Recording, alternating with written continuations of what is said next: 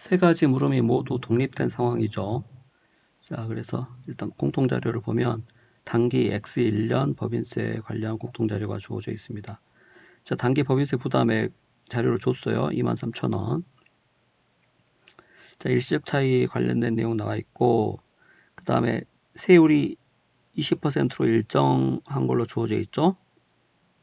단기 평균 세율이나, 그 다음에 나중에 미래에 소멸될 것으로 일시적 차이가 소멸될 것으로 예상되는 미래 세율 동일하게 20%로 주어져 있습니다. 자, 그 다음 이연법인세 자산과 부채 서로 상계한다고 주어져 있고, 자, 물음 1을 보면은 9,500원에 취득했던 자기 주식을 10,000원에 처분했습니다. 그러면은 자기 주식 처분이익 500원만큼이 단기에 이제 발생한 거죠. 자, 이런 경우에 첫 번째로 단기 법인세 비용, 그 다음에 단기 말 이연법인세 자산이나 부채를 요구했습니다. 자, 일단 여기 일시적 차이를 보면 기초금액과 기말금액이 나와 있는데, 자, 그냥 쓴 부분은 세금을 낸 부분이에요. 괄호 안에 표시된 부분은 세금을 안 낸 부분입니다. 그래서 기초금액 보면 7,800원은 입금 산입, 송금 불산입 해가지고 세금을 낸 거예요.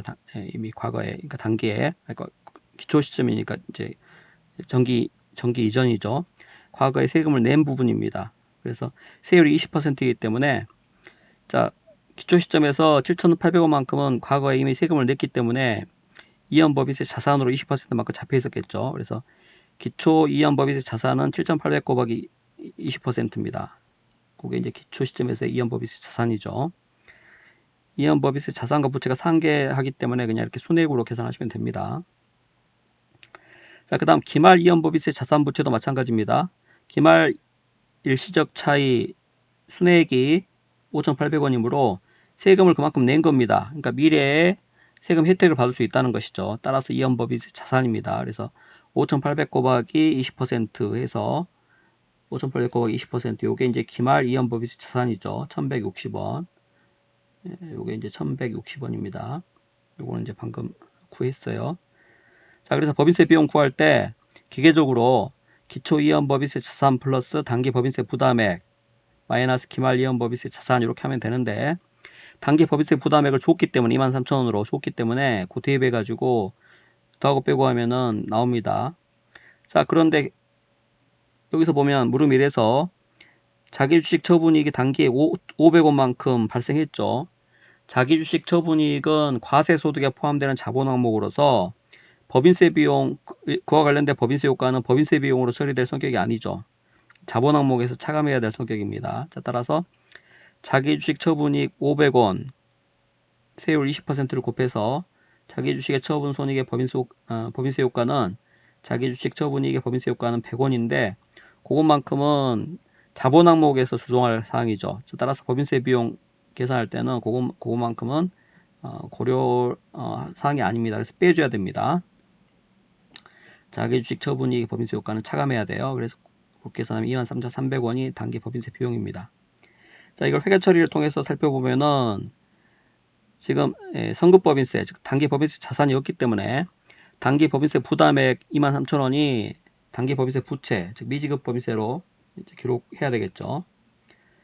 자, 그 다음에 이연 법인세 자산을 보면은 지금 기초보다 기말에 요 차액이 일시적 차액이 2,000원이죠. 그래서 2,000원 곱하기 20%, 즉 400원만큼 이연 법인세 자산이 감소했습니다. 그래서 이연 법인세 자산을 줄여줘야 되기 때문에 대변에 400원만큼 기록하고 이연 법인세 자산을. 자, 그 다음에 단기 자기 주식 처분이익 500원만큼이 발생했겠죠. 자, 근데 그와 관련된 법인세 효과 20%에서 100원만큼은 자기 주식 처분이익을 오히려 줄여줘야 되기 때문에 대변에 100원 기록해 줍니다. 차변에 기록해 줘야겠죠.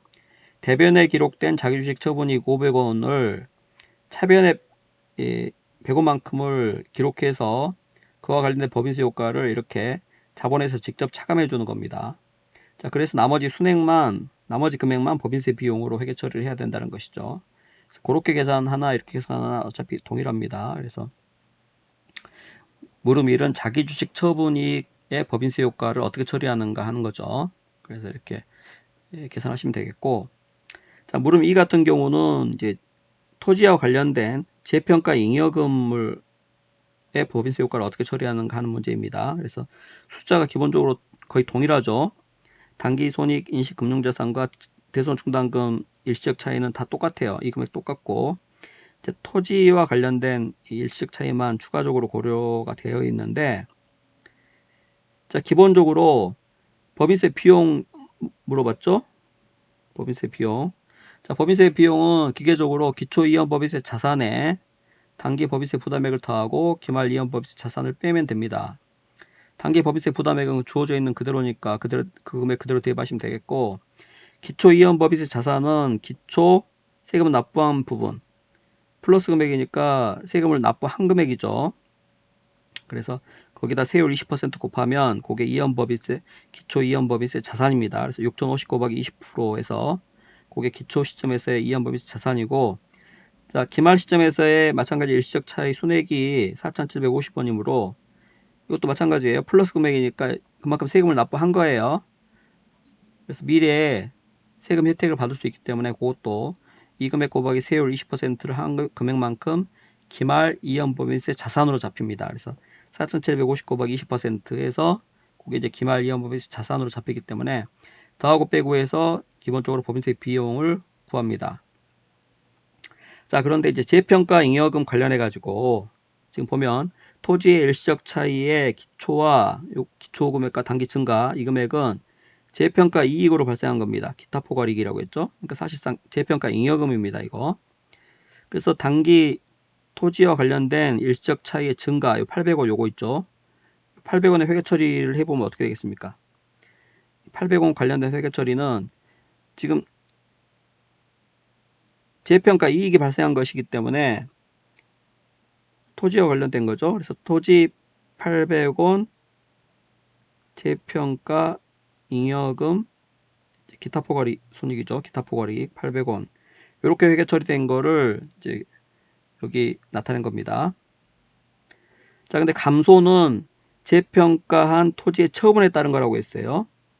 감소 요거 이 금액은 토지 처분에 따른 거라고 했습니다. 자, 따라서 2번 항목 여기 1,500원과 관련된 회계 처리는 어떻게 이루어졌을까요?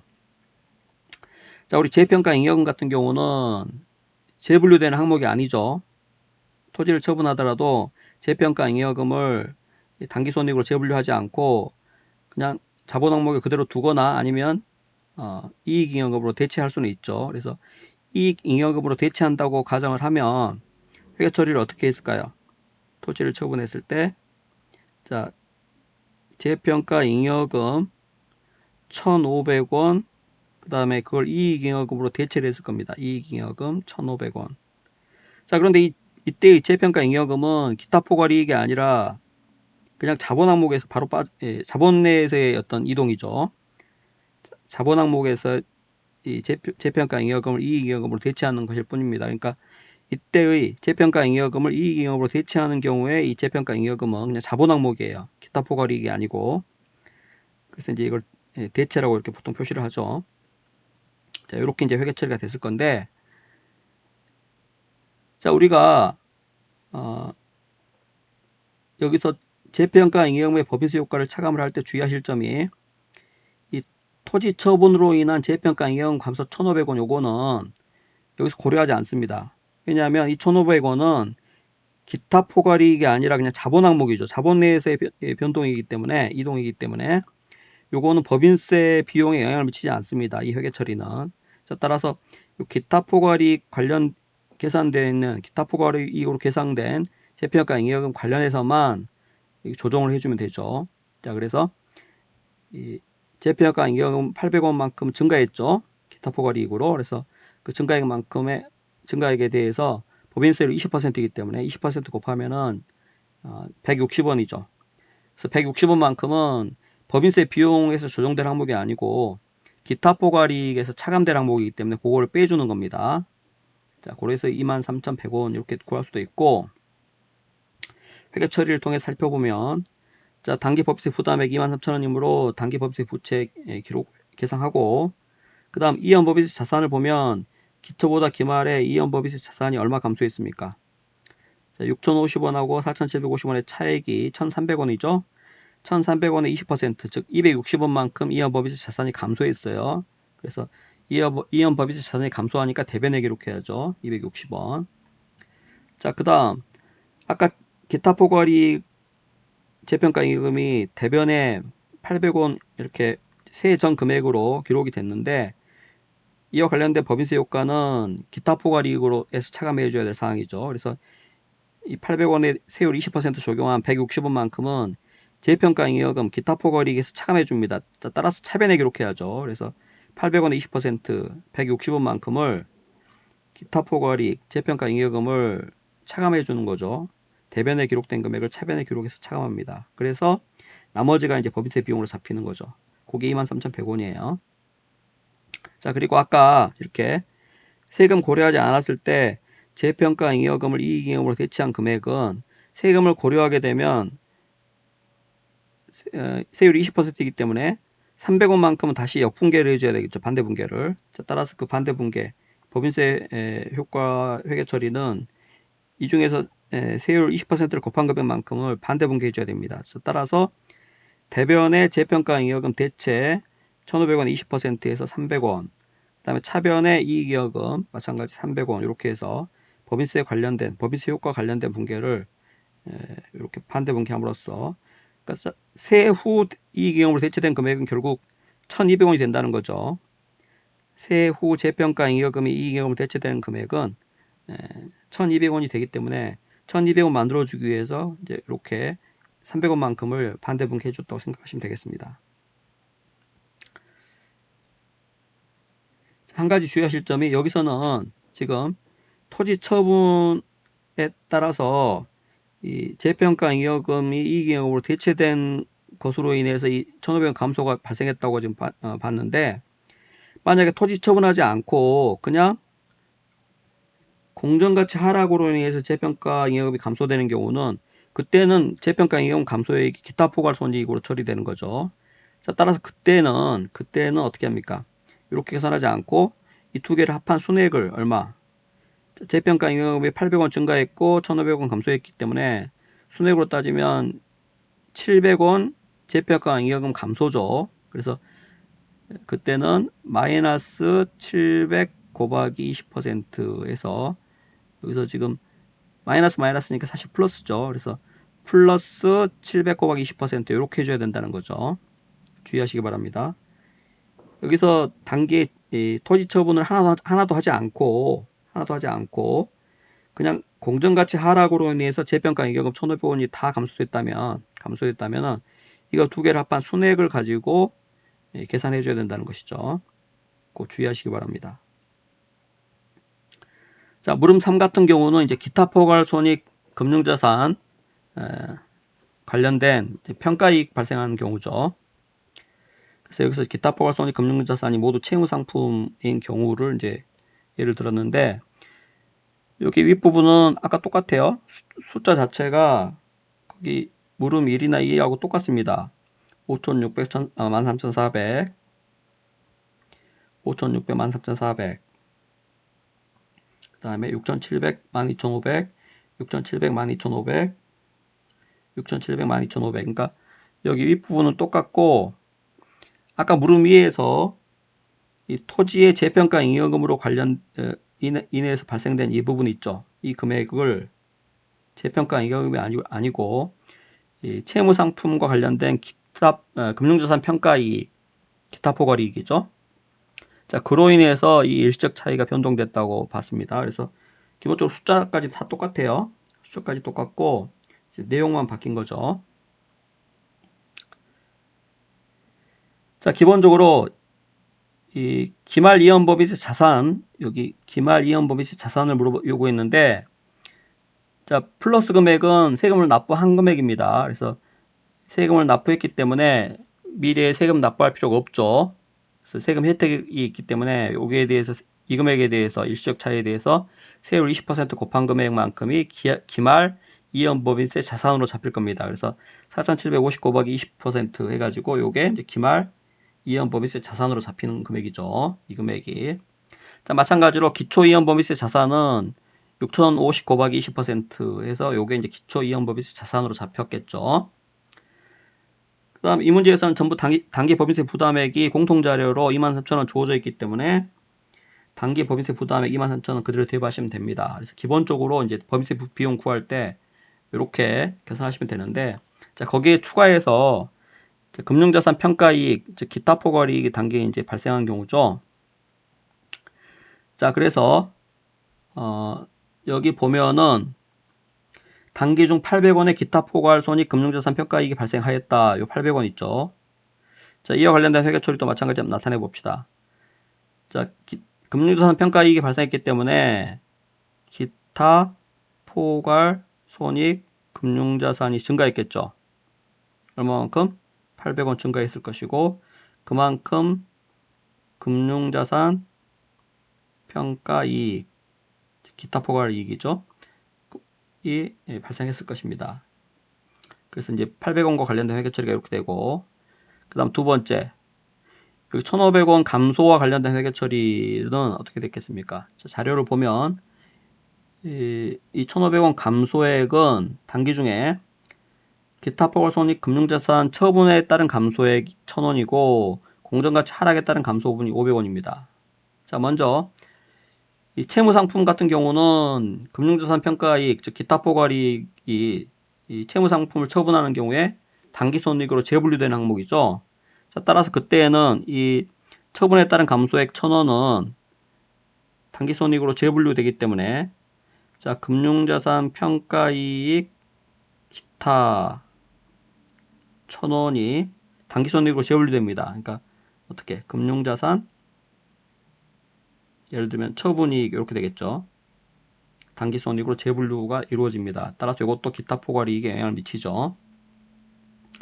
자, 그 다음 500원은 공정가치 하락에 따른 감소분이에요. 그래서 500원은 자, 금융자산 평가이익 기타 500원 감소는 공정가치 하락에 따른 감소니까 대변에 기타 포괄 손익 금융자산이 감소했겠죠.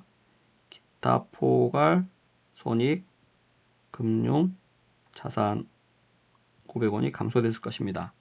자, 그래서 각각의 이제 관련된 회계 처리를 이렇게 이제 살펴봤는데, 자, 이들 금액 모두가 다 기타 포괄이익에 영향을 미치죠. 기본적으로 채무상품은 처분을 할 경우에 금융자산 평가이익이 단기손익으로 다 재분류되는 항목이기 때문에 이들 모두가 기타 포괄이익에 영향을 미치기 때문에 그냥 이들 금액 다 합해가지고 한꺼번에 계산하시면 돼요. 아까 설명한 것처럼. 그래서 800원 증가 1,500원 감소니까 결국 700원 감소죠. 요 증가 감소. 그래서 금융자산 평가이익이 800원 증가 1,500원 감소, 즉 700원 감소했기 때문에, 자, 700원 800 증가되면은 거기다 세율 곱한 금액만큼을 빼는데 700원 감소했기 때문에 700원 감소된 것을 빼므로 사실상 더하는 거죠. 그래서 세율 20% 곱해가지고 계산을 이렇게 하시면 되겠습니다. 자, 회계 처리를 보면 단기 법인세 부담액 23,000원, 단기 법인세 부채로 회계 처리를 해야 되겠고, 이연 법인세 자산이 기초에 이 금액에서 기말 이 금액으로 감소했죠. 얼마 감소했냐면 요 차액 1,300원 곱하기 20%에서 260원 감소했기 때문에 대변에 이연 법인세 자산 260원 기록해야 감소가 되는 거죠. 자, 그 다음 금융자산 단기 평가이익이 얼마 발생했습니까? 순액으로 지금 차변에 700원 이렇게 회계 처리가 됐을 거 아니에요. 자, 그러면 세후 금액으로 계산하려면 이 700원에 대해서 20%, 즉 140원만큼 대변에 기록해야 그 세금 효과를 차감한 순액으로 보고되겠죠. 그래서 700원, 순액 700원에 20%, 즉 140원만큼을 대변에 기록해야 됩니다. 그래서 140원 대변에 기록해서 금융자산 평가이익을 차감하는 거죠. 세금 효과를. 자, 그래서 나머지 금액을 법인세 비용으로 회계 처리하면 동일한 금액이 나옵니다.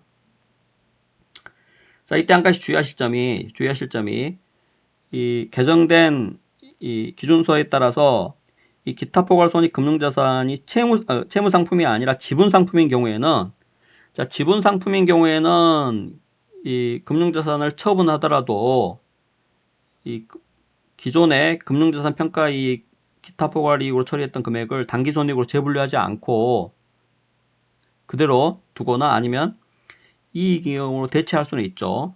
자, 따라서 이게 지분상품인 경우에는 이렇게 되지 않는다는 겁니다. 만약에 지분상품인 경우에는 어떻게 됩니까?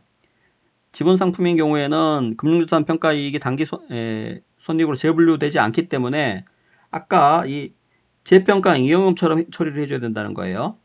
자, 그래서 재평가 잉여금 자체가 재평가 잉여금은 당기손익으로 재분류되지 않는 항목이기 때문에 사실상 이 기타 포괄손익 금융자산이 지분상품인 경우하고 유사하다는 겁니다. 그래서 만약에 이게 지분상품인 경우이고 이 1,500원이 모두 다 이익잉여금으로 대체로 인해서 감소된 것이라면 아까 여기 재평가 잉여금 회계 처리하고 동일하게 해줘야 된다는 겁니다. 자, 따라서 그때는 이게 이렇게 마이너스 700 곱하기 20% 아까 이게 마이너스 700 곱하기 20%였죠.